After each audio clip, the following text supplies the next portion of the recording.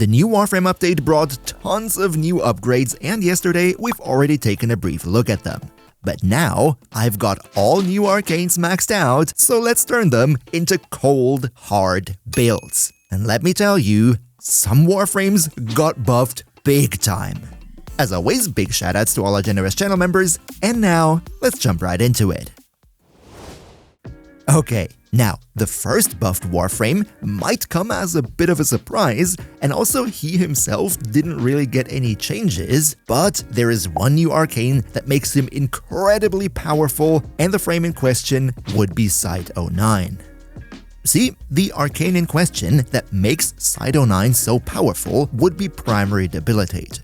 What this one does is, when an enemy has 10 stacks of a combined status effect on them, then instead of inflicting even more of that, you will instead start inflicting the 2 base elements that this combined element is comprised of. So for example, if an enemy has 10 corrosive stacks on them, then at that point, you will start inflicting toxin and electricity instead. But now, why is this so strong, and why specifically for Site 09? See, the special thing here is, the base elements that you start inflicting once you've maxed out the combined one, those elemental hits are triggered as separate damage instances. And the reason why this is so special has to do with faction damage. See, we all know that faction damage mods double dip on damage over time effects. However, on separate damage instances, faction damage sources not only double dip, they actually triple dip, so the faction bonus is applied to the power of 3.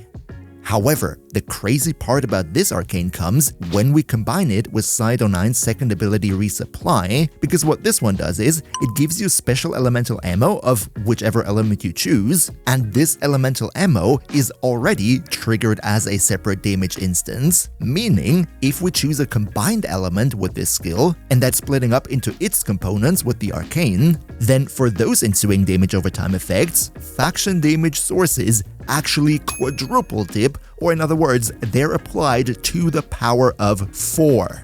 So in other words, if you use Primary Debilitate in the hands of Site 09 and you use Resupply, that will lead to some absolutely ridiculous damage.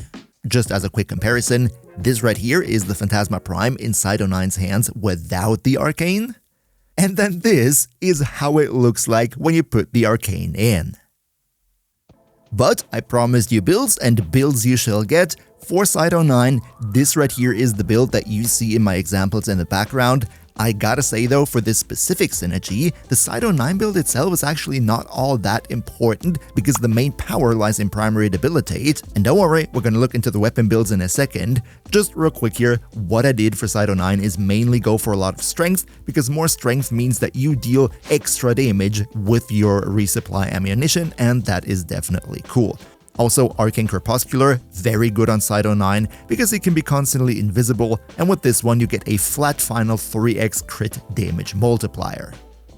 Now, the main star of the show here though is my weapon. In this case I use the Phantasma Prime, but really you could use any other weapon as long as it has a somewhat high status chance to give you the ability to stack up the combined element to 10 stacks fast. What we do here, of course, Primary Debilitate, and then we go for a lot of status chance, Galvanized Savvy, Galvanized Hell for the multi-shot, Prime Point Blank for the damage, because the damage does not come from the arcane anymore, of course. Faction damage, this one is an absolute must here, because otherwise the whole double, triple, quadruple dipping is not happening. And unfortunately, Site 09 cannot have Roar infused. You would have to give up the elemental ammo, so that kind of sort of doesn't work. You really need to go for faction damage on your weapon if you want to use this Site 09 interaction.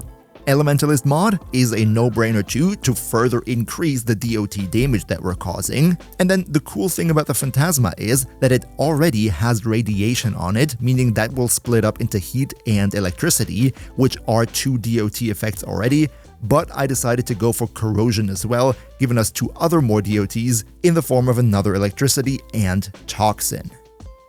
Again, you don't have to use the Phantasma here, just keep in mind, for Primary Debilitate, you ideally want to have high status chance, and you must use a faction damage mod because Roar is not an option on Site 09, plus an Elementalist to max out the damage from the DOT ticks.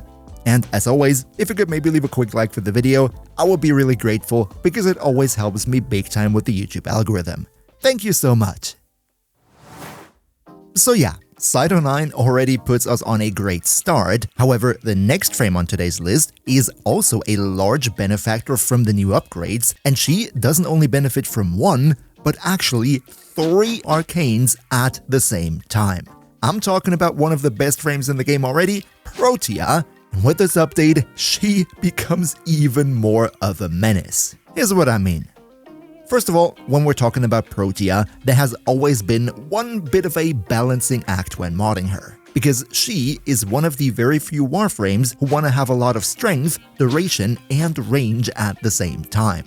Strength for literally every one of her skills, duration mainly for her blaze artillery, because the longer it stays on the field, the higher it can scale its damage, and then range, you can't sacrifice that either, because you want to make sure that the blaze artillery can also target further away enemies. Suffice it to say, this was always a bit of a tedious balancing act. But what if I told you that all of this just became much easier? See, the first arcane that we need to talk about here is pretty straightforward, and that would be Arcane Concentration. This one gives us 60% duration for 3 seconds when you cast an ability. Now, 3 seconds might not sound like much, but that's actually no problem, because in case of blaze artillery, that one snapshots your duration, meaning the only thing that matters is your ability duration the moment you cast it. And given the fact that Protea constantly spams her abilities anyway, that means you will always have this buff up, giving your blaze artillery a massive 60% more duration.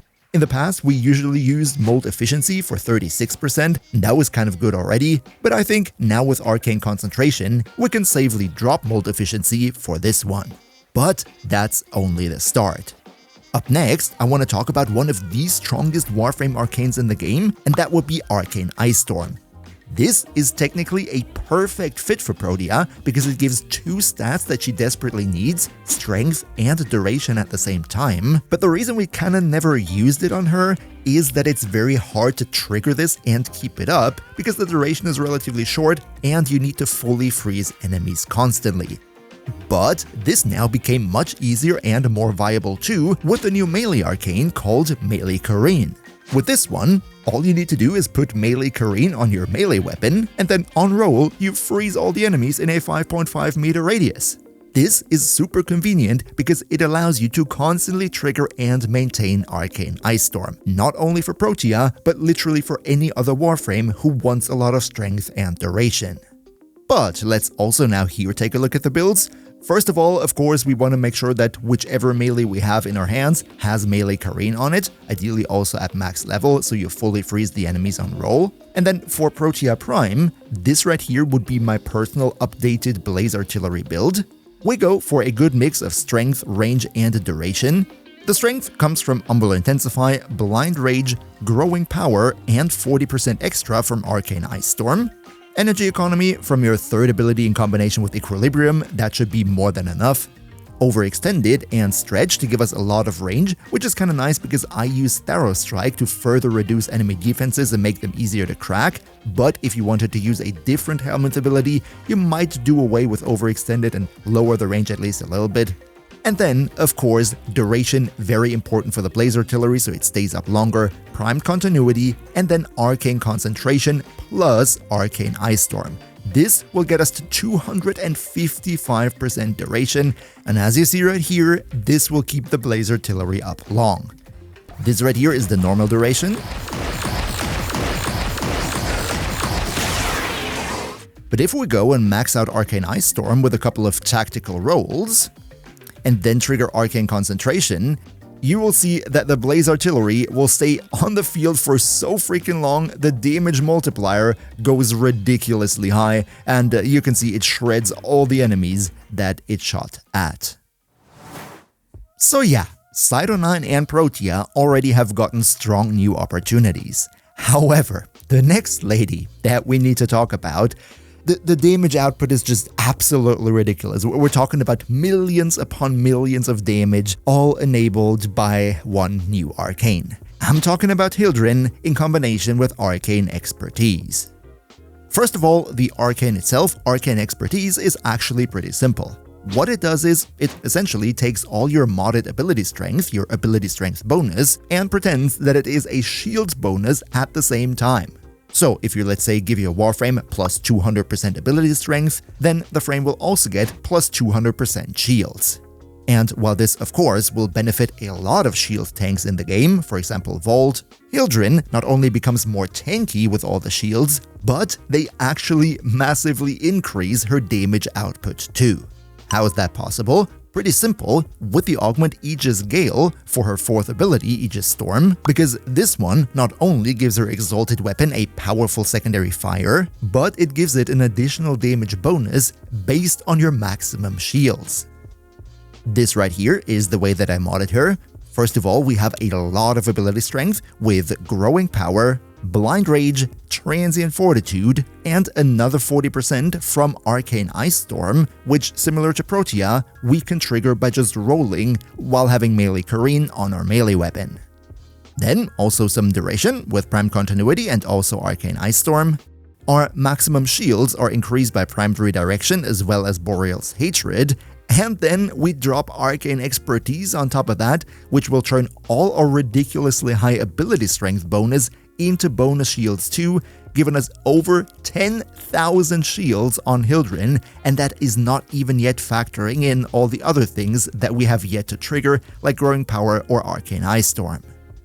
Overall, as you also see in the background right here, when we have all the buffs up, we have so many shields that we're not only basically unkillable, but also we gain huge bonus damage from our augment Aegis Gale, millions of damage, not much more to say. By the way, just in case you're interested, this right here would be the build on my Balefire Charger.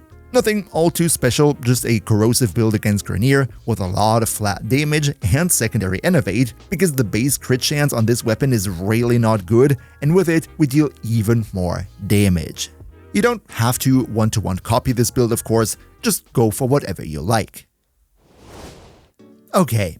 Up next, we need to talk about radiation and the great new opportunities that it brings. Of course, I'm talking about Secondary Irradiate.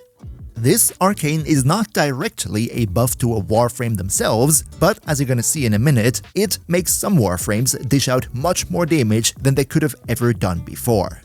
What it does is, when you hit an enemy with your secondary weapon that has 10 radiation effects on them, then 180% of the damage that you deal to them will also be dealt in an AoE to all the enemies in a 7-meter radius. Now, which Warframes are specifically buffed by this? Well, of course, this is a great option for those Warframes who can already spread a lot of radiation, meaning all the enemies meet the criteria for this arcane right away, and those would be Corvex as well as Oberon in specific. But what I want to showcase in this video is actually something completely different, and that would be how to use this arcane on Harrow, because hey, Harrow got a new proto skin, so we might as well talk about the man. Now, first of all, real quick, this right here is the Harrow build that we're working with, a lot of ability strength, we have Arcane Avenger for further crit chance buffing, and Arcane Crepuscular for crit damage buffing. But the main star of the show here, and the main interaction, comes from the weapon that we choose for Secondary Irradiate. What I did right here is, I used the Ocucore, the most deadly secondary weapon of 2024, because it has this beautiful augment mod called Sentient Surge, which makes it that you A, never have to reload, and B, you're firing 4 extra beams at the same time, meaning you're dealing damage to multiple enemies simultaneously, and that is of course cool with Secondary Irradiate, because that means we kinda sorta quadruple stack the effect at the same time. And when we take a look at the damage, the Ocucore does have innate radiation, so we don't even need any external source of radiation. The status chance here is already high enough that the innate radiation will be enough to get the 10 procs quickly so that Irradiate will activate. Rest of the build here, nothing all too special, and let's take a look at what this thing can do in reality. First of all, we need to stack up our crit buff, make ourselves invisible at the same time, start stacking up the tendrils, more tendrils, more tendrils, more tendrils, and now we have the crit buff from Harrow going on, we have all the tendrils, we hit enemies at the same time, and they just die like flies. It is crazy.